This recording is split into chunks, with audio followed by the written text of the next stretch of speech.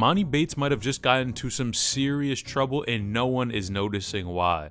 Of course, Emoni Bates, one of the top players in the country, being compared to hoopers like LeBron, Jason Tatum in the past. And of course, going to college and not having the best career, bro has officially declared for the draft, but you won't believe what the NBA scouts are saying about him.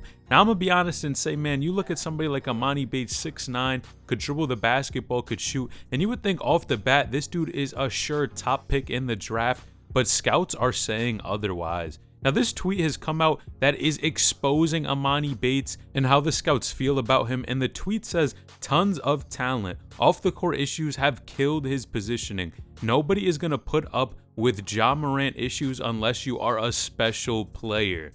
Now, that is insane to me. I'm going to be honest, I usually don't hear scouts come out and talk this type of real stuff to a player and of course to the media, because a lot of times, sometimes they'll just keep these comments under wrap. But clearly, we all know, if you guys don't know, Emoni Bates in the past did have and got pulled over while he was in college, and I believe he might have had a firearm and some marijuana on him. And this is kind of what these people are alluding to in terms of issues. But it's crazy because personally, I've always been someone that believes that if you can hoop and are really that good enough, man, you could go and play wherever you want, and the teams are going to deal with your type of issues. But as soon as you're not performing, man, you are out of here. And Emoni Bates, it clearly from this quote here, I don't think these scouts are sure about Emoni Bates and really his overall talent and how he's going to perform at the next level. But did you know Emoni Bates responded to this? Now, if you do enjoy these types of videos, feel free to like the video and subscribe to the channel. We are on the road to 100,000 subscribers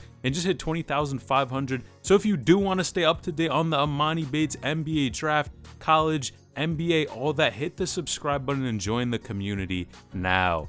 Now, what is the best thing that Emoni Bates can do in this case? Man, it's respond with his game, and personally, the way he's been playing in the draft combine, I think he did just that. Now, he's played a couple games in the draft combine. One of the games, he had 9 points, 4 of 9, 5 rebounds, 2 blocks, and a steal, and another 12-point game of 3 of 5 from shooting, 2 rebounds, 2 assists, and a block.